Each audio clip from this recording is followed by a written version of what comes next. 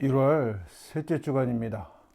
2026년이 시작되고 1월 달도 절반 이상이 지나갔습니다. 시간 참 빨리 흘러간다 라는 생각을 합니다. 목사들 설교 중에서 자주 들리는 그 구절이 하나 있는데 그게 뭐냐 하면 죄는 미워하되 죄인은 미워하지 마라. 이게 이제 기독교뿐만이 아니고 법조계에서도 흔히 쓰는 말이죠. 죄를 미워하라는 거예요. 죄인을 미워하지 말고. 그래서 죄를 객관화시킵니다. 선과 악을 객관화시키는 거죠. 그래서 흔히들 애들 만화에 보면 악은 악마의 모습을 하고 있고 선은 천사의 모습을 하고 있어서 한 사람이 뒤에서 악마가 떠들고 천사가 떠들면서 그 두 가지 이야기 중에 어느 것 하나를 결정하고 또 그런 이야기를 들으면서 갈등하고 이런 모습들을 보여줘서 선이나 악을 객관화시키는 볼 수 있는 사물처럼 마치 나와는 떨어져 있는 존재인 것처럼 가리키고 있다는 거예요. 그렇게 인식하게 합니다. 근데 저는 이거는 명백한 개소리라고 생각합니다. 떼일 수 없는 거예요. 죄를 지은 사람이 있을 뿐이지 죄가 따로 있고 그 죄를 지었지만 그 죄와는 무관한 사람이 존재하는 게 아니에요. 그 사람이 죄를 지은 사람인 거죠. 그러니까 죄와 죄인을 떨어뜨리면 안 되는데 이거를 잘랐어요. 왜냐하면 죄 따로 죄인 따로 이래야 뭐가 되느냐 하면 종교가 용서를 할 수 있게 돼요. 죄를.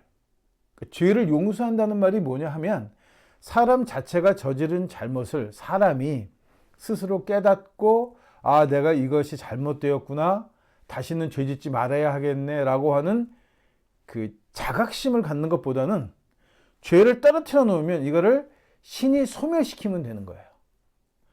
신이 그 죄는 이제 없다라고 하면 없어질 수 있는 존재가 되는 거죠.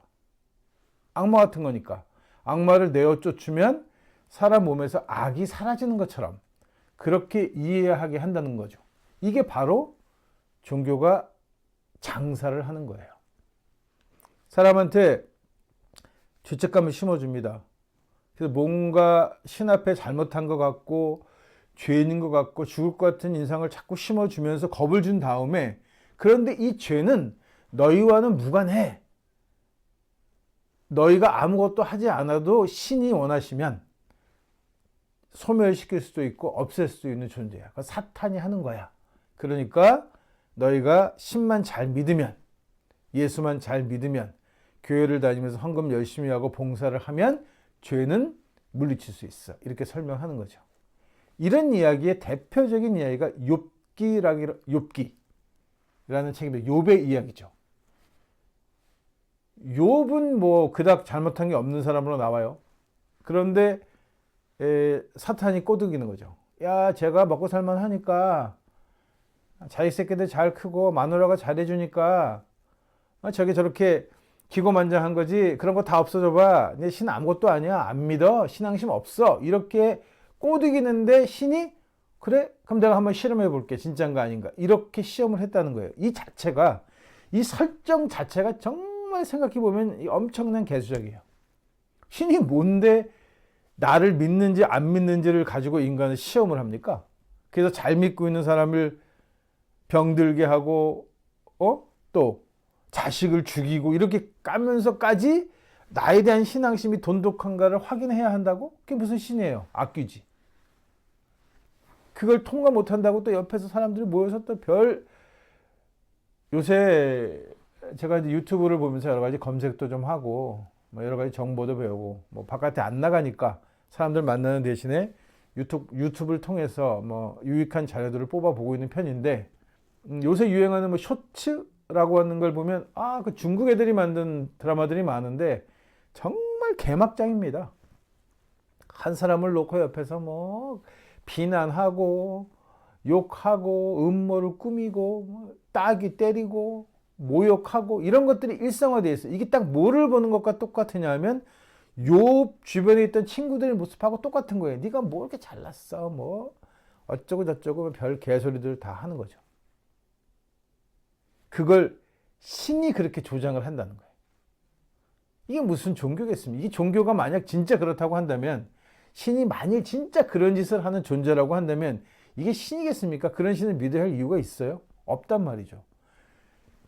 죄 자체를 사탄이 꾸며서 할 수 있는 일, 인간의 욕과는 관계없이 바깥에 있는 것으로 설명했기 때문이에요.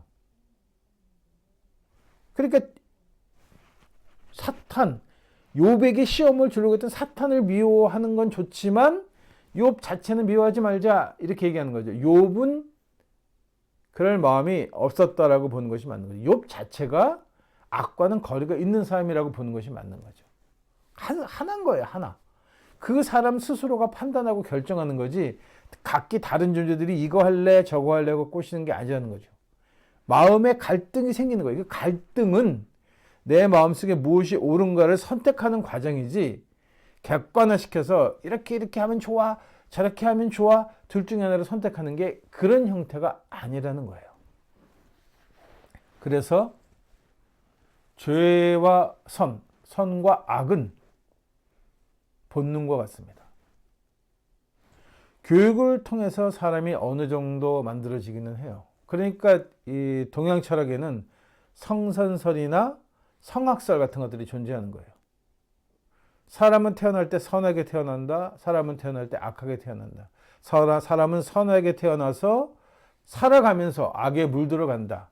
사람은 악하게 태어났지만 교육과 여러 가지를 통해서 선한 사람으로 거듭난다.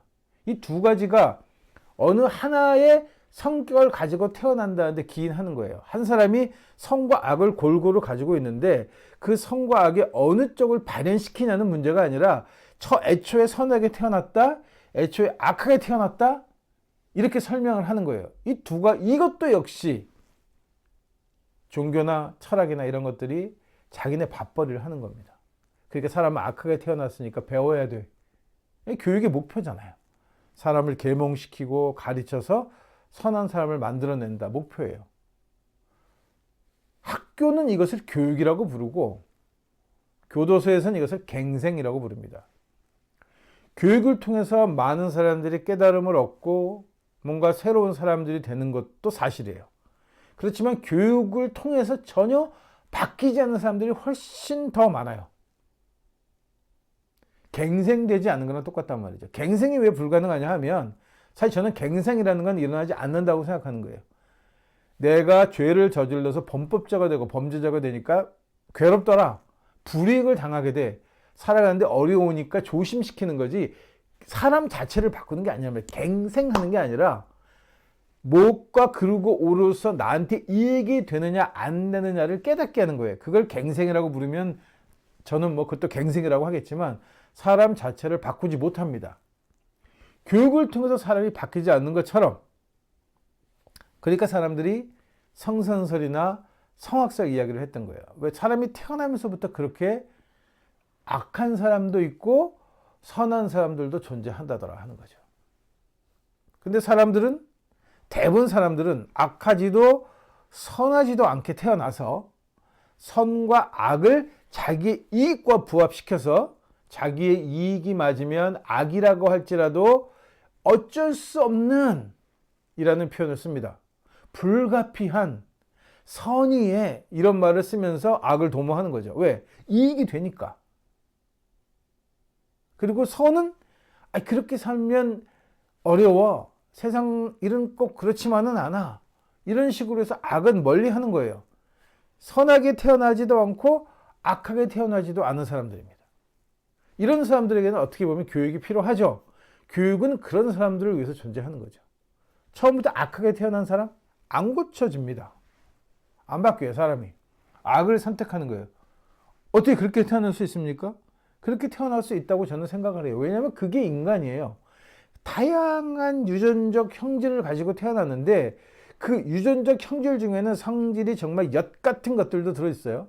악을 도모하고 악한 것을 이렇게 그냥 악한 것, 악 자체로 태어나는 거죠. 그래서 사이코패스니 소시오패스니 이런 표현도 쓰는데 그런 거 다 떠나서 사람 자체가 그냥 악해.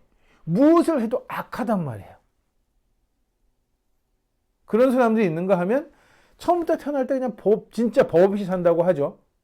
무엇을 해도 선한 쪽을 택하고 선한 사람이 있어요. 그걸 잘 구분해서 교육을 해야, 그걸 잘 구분해서 사회에서 적응하면서 살아갈 수 있도록 배려를 해야 좋은 세상이 되는 거예요. 이거 다 섞어놓고 선도 아니고 악도 아니고 이도저도 아니고 이익을 따라가는 애들을 앉혀놓고 계속 자본주의로 성공해야 돼. 성공만이 살 길이야. 뭐 공부만 열심히 하면 돼. 뭐 이런 식으로 계속해서 자본주의의 욕망을 계속 불어넣어 주면서 어떻게 선한 세상을 기대할 수 있냐는 거죠. 자본주의 세상은 선하지 않습니다. 왜 선하지 않느냐 하면 자본주의 세상은 차별이 존재하고 부를 통해서 가난한 사람과 배가 터져나가는 부자들이 존재하기 때문이에요. 많이 벌면 많이 벌수록 좋다고 하는 거죠. 근데 사람의 욕심은 한계가 없어요. 끝없이 욕망하는 것이 사람이란 말이죠. 근데 이 사람들한테 자본주의를 계속 이야기하는 거예요. 그러니까 사람들에게는 사실은 무엇이 더 사람답게 살 수 있게 하느냐 하면 복지 개념을 가지고 이웃을 살피게 하고, 저는 이거를 공산주의나 사회주의라고 이야기하고 싶지도 않아요. 왜냐하면 공산주의라는 건 정치가 개입되는 순간 이거는 독재로 흘러가게끔 돼 있어요. 역사가 그렇다고 얘기하죠.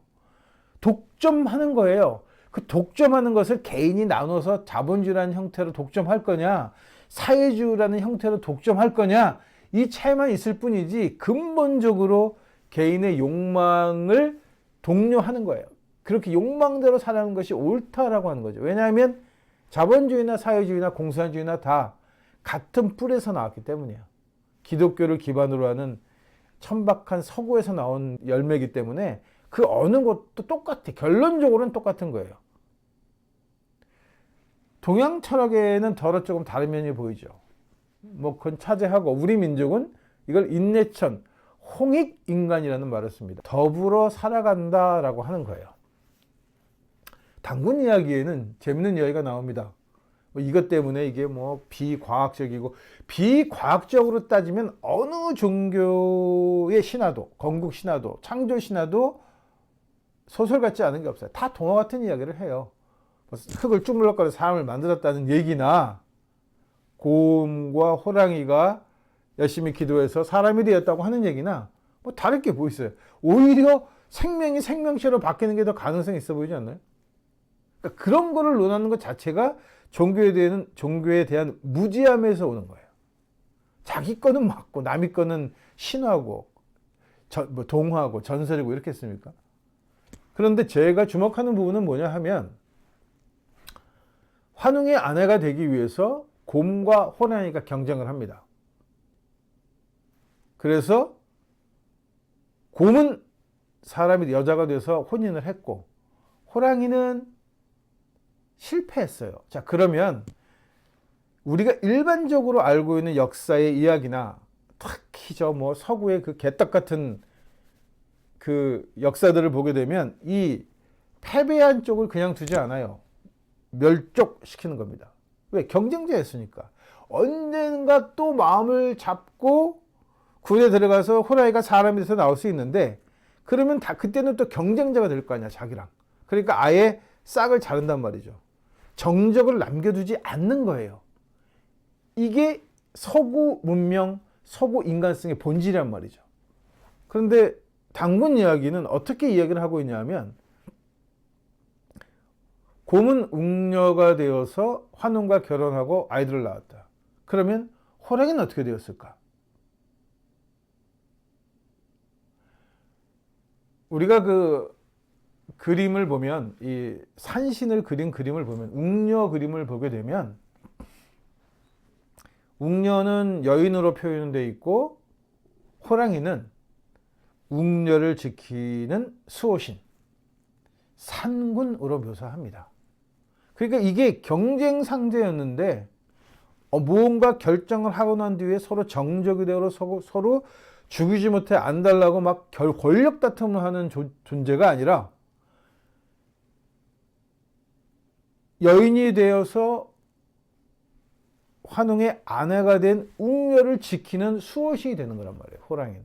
이게 우리 민족 단군 이야기가 가지고 있는 본질이란 말이죠. 함께 살아가는 거예요.